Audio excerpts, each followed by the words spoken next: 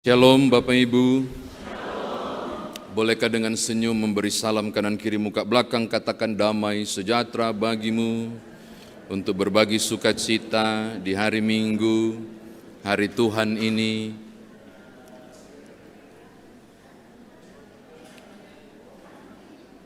Puji Tuhan. Kalau cinta sudah melekat, segalanya rasa coklat.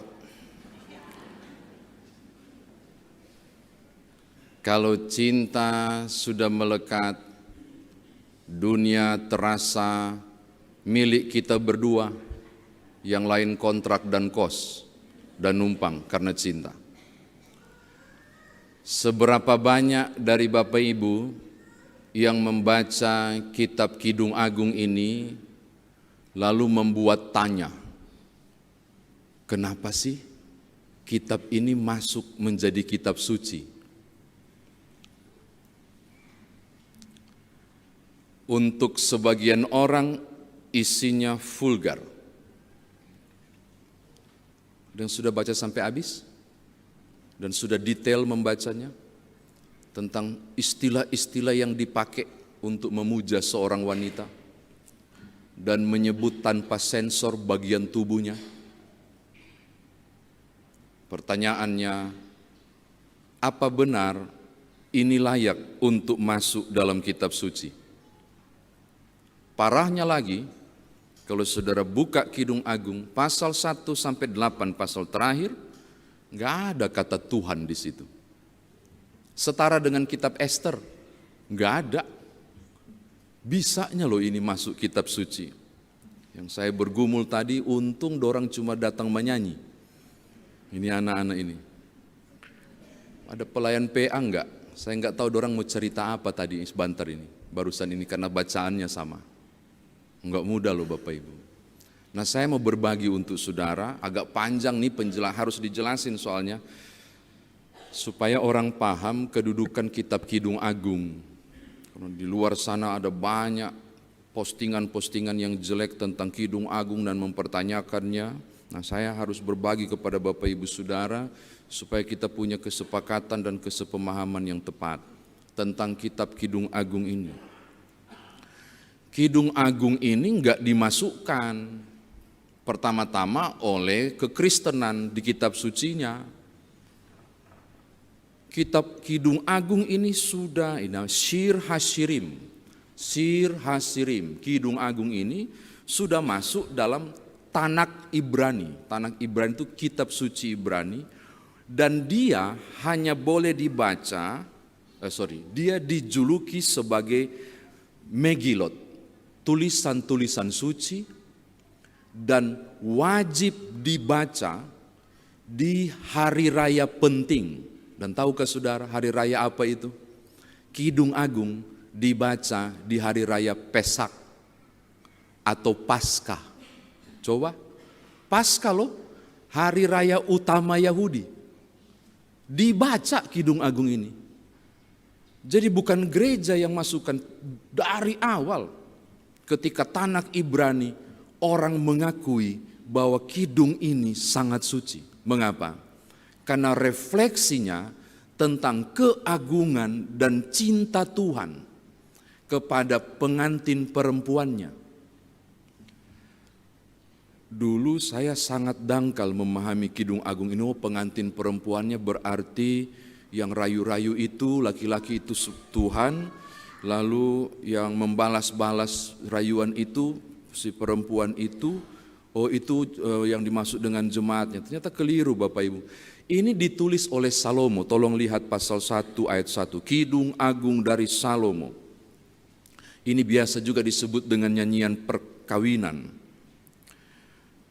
Ini sebenarnya berkisah, nanti lihatnya pasal 6 ayat 13. Ini sebenarnya berkisah tentang si raja yang jatuh cinta pada gadis Sulam. Pasal 6 ayat 13. Makanya kalau Bapak Ibu baca Kidung Agung, sudah baca satu kali full, jangan bolak-balik, baca, saudara akan menemukan keutuhan kisah ini. Ini dimulai dari Salomo jatuh cinta pada gadis Sulam. Pasal 6 ayat 13. Siapa gadis Sulam? Gadis Sulam itu tidak dalam istana, tapi dia mengembalakan ternak. Tapi cantik jelita. Makanya muncul pasal 1 ayat 5. Pasal 1 ayat 5. Memang hitam aku. Dia menyebut warna kulit, saya tersinggung di sini.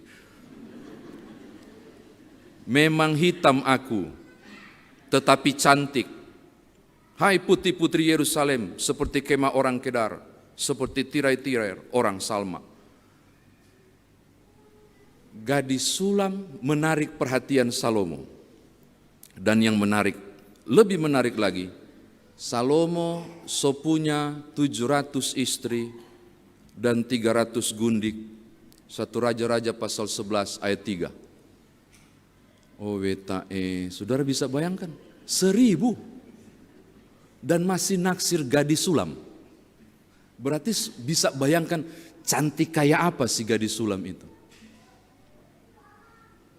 Pasal 1 ayat 2 sampai ayat yang ke-8, itu gadis Sulam sudah ditawan di istana. Udah Salomo udah jemput, udah dibawa ke istana. Lalu dia lagi didandanin oleh, nanti baca ya, mesti baca supaya tahu. Jadi saya cuma berkisah ini. Dayang-dayang putri-putri Yerusalem lagi mengerumuni dia. Lalu putri-putri Yerusalem mulai membujuk dia dan menyampaikan berbagai hal tentang betapa laki-laki yang akan meminangmu ini sangat gagah, kaya, bla bla bla. Dia bilang, asal kalian tahu, nanti Bapak Ibu akan temukan di pasal yang ke-5. Dia cuma setia pada kekasihnya. Siapa kekasihnya? Penggembala juga. Pasal 5 nanti baca. Pasal 5 itu penggembalanya juga. Jadi cuma seorang gembala kekasihnya. Dia cuma cinta sama gembalanya itu, calon suaminya itu. Tapi Salomo udah bawa dia ke istana. Dan nanti pasal 1, 5, 6, 7 dia cerita, kerjaanku mengembala. Oh ya? Kok bisa? Kata putri-putri Yerusalem, nanti kalian kalau mau tahu tentang gembala, kalian cobalah. Dia ceritakan pasal 1 ayat 5 sampai 8. Jadi harus baca beruntut. Lalu tiba-tiba datang si raja, mulai memuji-muji. Dengan kuda betina daripada kereta-kereta Firaun, kuumpamakan engkau manisku. Pasal 1 ayat 9. Moleklah pipimu di tengah perhiasan-perhiasan, dan lehermu di tengah kalung-kalung. Pasal 1 ayat 11. Kami akan membuat bagimu perhiasan, kata Salomo, emas dan manik-manik perak. Tahu enggak jawaban si gadis Sulam? Ada di pasal 1 ayat 12, 3 sampai 14. Sementara sang raja duduk pada mejanya, semerbak bau narwastu. Dia langsung bilang, bagiku, kekasihku, dia tunjuk orang lain, kekasihku bagaikan sebungkus mur. Karena lebih bagus lihat emas. Mur. Saya punya kekasih sebungkus mur. Dia, yang ada di kebun-kebun, yang ada di ladang. Jadi dia enggak peduli dengan godaan kekayaan itu, enggak. Dia cuma fokus di situ. Jadi kalau Bapak Ibu baca ada spasi, pasal 1 ayat 9 sampai 11 spasi sendiri kan? Pasal 1 12 sampai 14 spasi sendiri. Pasal 1 ayat 15 sampai ayat 17 spasi sendiri. Itu bersaut-sautan antara si raja dan si perempuan Sulam yang enggak peduli, yang dia omongin adalah kekasihnya. Nah sekarang kalau Bapak Ibu sudah dapat gambarannya, kalau mau maju lebih jauh, gila enggak? Digoda dengan kekuasaan, pasal 7, nanti baca pasal 7. Dia bilang, enggak, gua mau pulang. Saya mau pulang pada kekasihku, sang gembala itu. Dia ngomong. Makanya kalau Bapak Ibu melihat pasal 8, rasa kecewa Salomo berubah menjadi rasa kagum. Kenapa? Dia enggak nyangka loh, gadis Sulam ini yang sudah ditawari banyak hal, dikasih semua hal, dia diam, tidak tergoda, malah berteriak pingin pulang. Akhirnya Salomo simpulkan pasal 8 ayat 6 dan 8. pasal 8 ayat 6 dan 8 yang anak muda suka kutip. Cinta kuat seperti maut, kegairahannya gigih seperti dunia orang mati. Air yang banyak tak dapat memadamkan cinta, sungai-sungai tak dapat menghanyutkannya. Itu dia bilang ke siapa? Ke gadis sulam. Gua kagum cinta lu. Gile, tak tergoda kau tetap setia pada pacarmu itu padahal cuma gembala. Dan dia buat cinta kuat seperti maut. Itu kisahnya. Jadi Kidung Agung ini berkisah tentang perjuangan seorang raja yang jatuh hati sama Sulam. Dan si gadis Sulam yang berjuang untuk mempertahankan cintanya. Tangkap? Mudah-mudahan tangkap. Kalau enggak maka sia-sialah aku sampai bakumur-kumur bercerita dari mimbar ini. Sekarang masuk ke teks. Pasal 8 ayat pasal 1 ayat 8 sampai 13. Kan lagi nih, yang di atas kan lagi bersaut-sautan nih. Yang di ayat 2, pasal 2, dan lagi bersaut-sautan. Raja lagi goda, gadis Sulam jawab. Raja lagi goda, gadis Sulam jawab. Tiba-tiba tolong lihat ayat 8. Orang bacanya bagaimana ini? Dengarlah kekasihku, bukan begitu. Dengarlah kekasihku, lihatlah ia datang, bukan. Harus diekspresikan. Lagi bercerita dengan Salomo kan? Salomo lagi rayu, gadis Sulam lagi bahas. Tiba-tiba ayat 8. Dengarlah. Kekasihku, gitu. Ayat 8 harus dibaca begitu, bukan dengarlah kekasihku, seakan dia ngomong ke Salomo, dengarlah kekasihku, bukan. Dia lagi berbalas-balasan, telinganya tajam. Dengarlah, kekasihku, dia lagi datang. Si gembala datang loh. Datang ke istana, tapi nggak bisa masuk. Lihat ayat 9, cuma bisa di jendela, di kisi-kisi. Jadi Bapak Ibu harus baca menjiwai. Ya ampun, tapi kan nggak mungkin menjiwai ya kalau belum tahu bagaimana modelnya ini. Di istana nggak bisa tembus masuk lewat kisi-kisi ruangan. Bercakaplah, terjadi percakapan. Mungkin baku-baku bisik karena raja masih di situ. Si gembala datang cuma lewat kisi-kisi, lalu membisikkan sesuatu. Kekasihku, bangunlah manisku, jelitaku, marilah. Oh Tuhan, ini meleleh kalau semua para perempuan mendengarnya.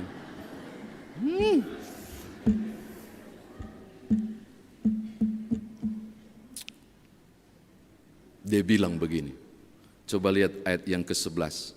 Lihatlah, musim dingin telah lewat, hujan telah berhenti, sudah berlalu.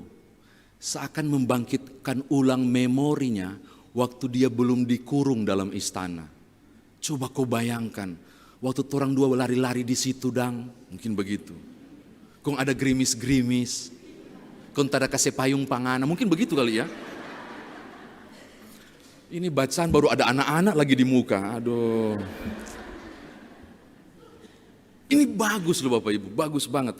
Pohon ara yang mulai berbuah, lihat. Dan bunga pohon anggur semerbak, dia bangkitkan memorinya. Untuk apa? Supaya kau enggak tergoda dengan istana yang megah itu. Dia seakan rayu balik dan melawan rayuan Salomo yang luar biasa. Untuk ayolah balik ke saya, kembali ke saya, jangan tergoda. Itu isinya pasal 2. Menceritakan tentang betapa banyak hal. Makanya direspon di ayat 16. Kekasihku kepunyaanku, dan aku kepunyaan dia. Penegasan yang cukup kuat oleh si gembala. Kau itu punyaku, dan kita ngana punya. Jangan tergoda dengan Salomo. Itu dengan tegas disampaikan pada bagian itu. Mengingatkan tentang torang dua so jadi, mungkin bilang begitu kali. Kita sudah sama-sama. Kesetiaanlah, setialah padaku, walaupun begitu menggiurkan godaan Salomo. Dan memang Bapak Ibu kalau baca pasal 7, aduh keren banget sih gadis Sulam itu memperjuangkannya. Dan dengan legowo Salomo melepasnya sambil mengagumi tentang kekuatan cinta. Nanti yang di pasal 8 yang ayat yang paling disukai anak muda itu. Saya kira demikian firman Tuhan ditafsirkan bagi kita. Nah sekarang bagaimana kita bawa dalam kehidupan beriman kita.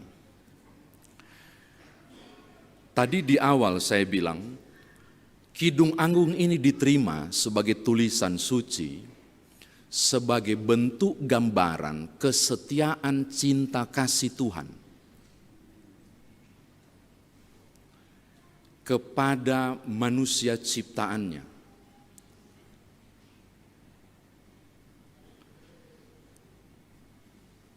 Posisi Tuhan di mana? Ada yang bilang di gadis sulam yang setia. Saya kok merasa bukan. Justru kesetiaan Tuhan ada di si gembala.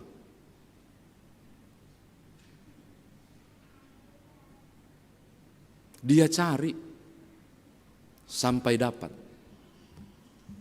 Dan responnya adalah aku menjaga kesetiaanku, kata gadis Salma. Maka hal pertama aku mau bilang begini kepada Bapak Ibu. Kesetiaan itu mesti dua arah. Andai kata dan mesti diperjuangkan. Andai kata gadis sulam setia, si gembala menyerah karena sudah di istana dia punya maitua dan sudahlah nggak perlu diperjuangkan. Tidak ada ending yang bagus di pasal 8. Kedua, kalaupun sang gembala memperjuangkannya, tapi gadis sulam terlena pada kekayaan istana, tidak ada pasal 8 yang mengisahkannya. Makanya kesetiaan itu harus dua arah. Saya nggak bicara suami istri, bukan Bapak Ibu. Saya bicara tentang hubungan saya dan Tuhan. Kesetiaan itu dua arah. Istana itu dunia ini, dengan segala godaannya yang begitu nyata. Gadis sulam itu adalah saya dan saudara. Menggoda banget. Untuk kemudian membatalkan perjanjian dengan si gembala yang hitam pekat gara-gara menggembalakan ternak. Dan tahukah saudara, bagian tugas si penggembala ternak itu sudah dilakukan. Tuhanmu dan Tuhanku memperjuangkan cintanya. Yohanes 3 ayat 16 bilang begini, karena begitu besar kasih Allah akan dunia ini, sehingga ia mengaruniakan anaknya yang tunggal. Dia tembus dan masuk pada istana megah dalam tanda kutip keduniawian. Untuk membilang ulang, ingatlah perjanjian keselamatan yang sudah saya buat. Ingatlah masa lalu tentang berkasih-kasihanku denganmu. Diperjuangkan oleh Allah. Dan saya mau bilang, ini dua arah. Gadis sulam, saya dan saudara, mesti meresponnya.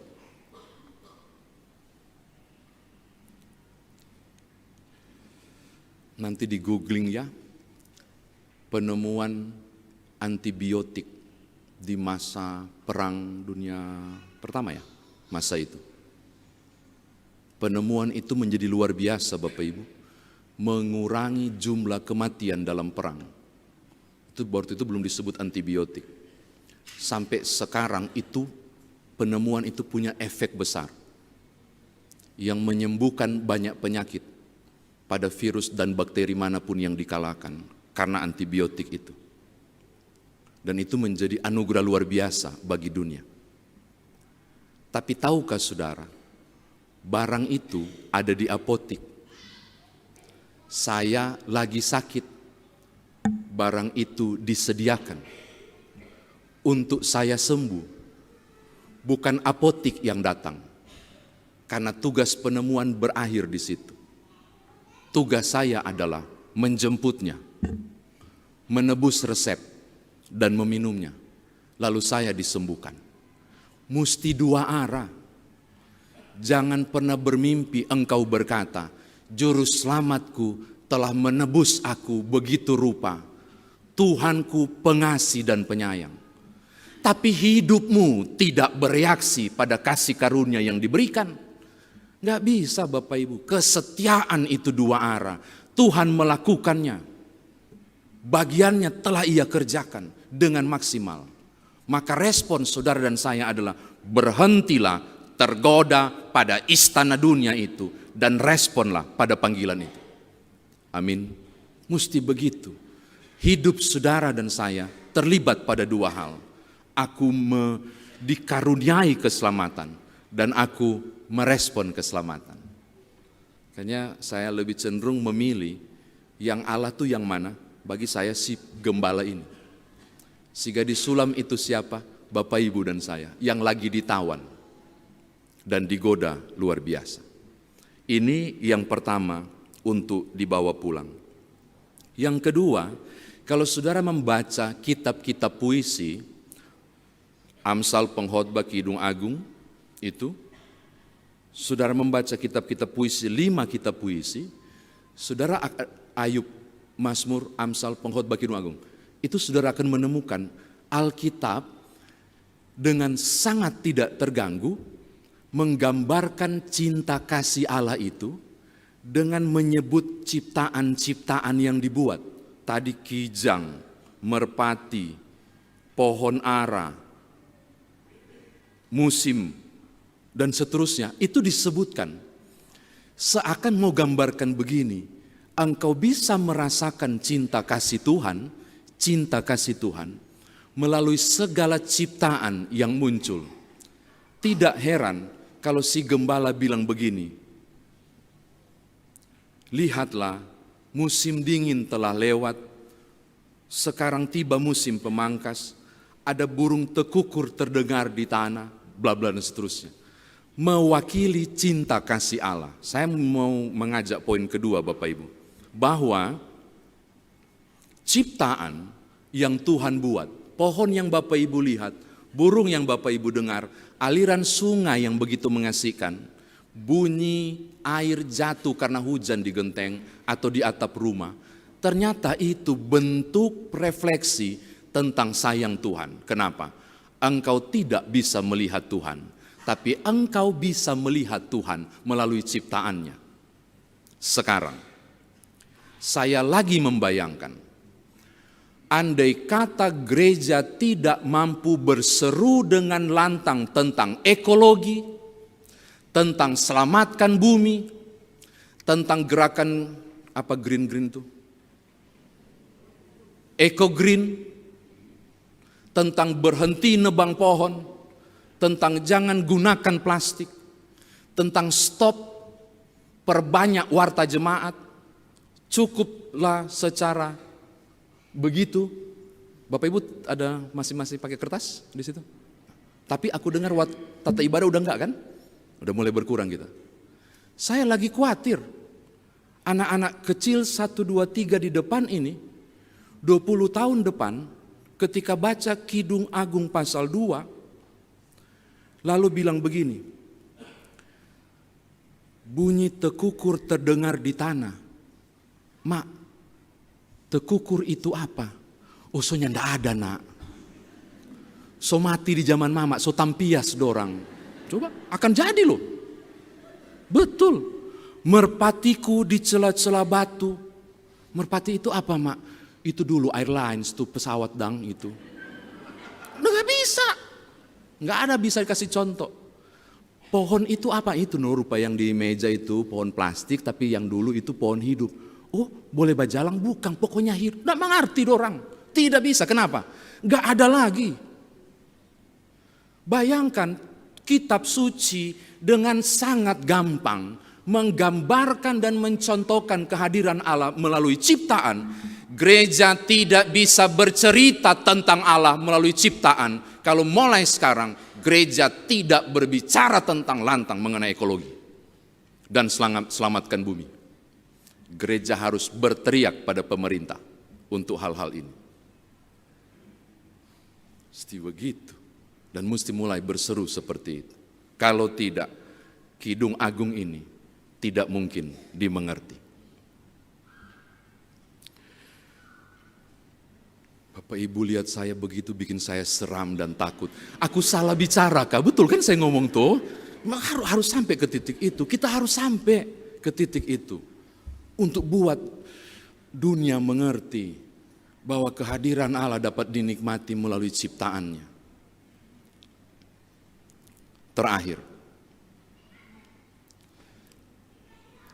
ada seorang anak muda, nona-nona, bertamu karena ada kepentingan apa gitu berhubungan dengan gereja, ke rumah. Kebenaran tinggal oma di situ. Dia tinggal dengan cucunya pun sudah kerja. Ternyata mau yang ditemui cucunya tapi belum balik kerja. Jadi nggak apa-apa, dua orang teman baik banget, tapi ternyata masih kerja, jadi dia tunggulah. Cerita-cerita, mungkin Bapak Ibu sudah pernah dengar kisah ini. Dikasih makan kue, ini baik banget dan ramah sekali, minum, lah mereka. Termasuk juga ada banyak yang disajikan. Di dalam toples ada satu yang dia sangat tertarik, kacang mente. Oma, ini kacang mente boleh makan? Makan cucu, enggak apa-apa. Asik dorang bercerita sambil dia bakunya-kunya. Asik bercerita sambil bakunya. Enggak sadar tinggal separuh. Karena somalo, oma minta maaf. So tinggal separuh ini kacang mente, oma udah goreng enak sekali kok. Oh enggak cu, kita enggak goreng. Oh oma beli, nyanda. Kong. Aduh, napa tuh Mira kan DP hobi tuh, ampun. Selalu kasih pak kita coklat yang ada kacang mente. Kong, kita kan enggak bisa gigi tuh, tapi gigi soalnya enggak ada tuh. Bapak Ibu so tahu tapi maksud? Jadi ndak bisa gigi coklat. Kong oma cuma jak emut dang. Oh, kong DP sisa kacang mente yang ada makan. Oh Tuhan. Saya bilang begini Bapak Ibu, penting banget sebenarnya. Tentang Allah itu dikomunikasikan dengan sangat. Agar tidak jadi kesalahpahaman yang kemudian tidak mendatangkan kasih pada pengenalan yang tidak benar tentang Allah. Mesti dikomunikasikan. Supaya cinta kasih kepada Allah dari generasi ke generasi tidak tergoda dan luntur oleh istana megah dunia ini. Maka saya mau tutup begini. Mama papa, torang punya tanggung jawab besar loh. Pada generasi yang di belakang sana, tuh yang baju putih si kecil, yang dekat paling belakang itu. Orang punya PR loh, agar mereka punya pengenalan yang benar, supaya punya sayang yang benar kepada Tuhan di godaan istana dunia ini. Mulailah memperkenalkan Tuhan dan jangan buat mereka cari di media lain. Dunia digital menawarkan banyak kemudahan, tapi juga banyak kesesatan. Dan mesti torang kawal, supaya ke depan dikurung pada godaan istana ini sekalipun. Mereka tetap bilang, cintaku hanya kepadanya, Gembala Agung, Juru Selamatku. Tuhan berkati Bapak Ibu. Haleluya. Amin.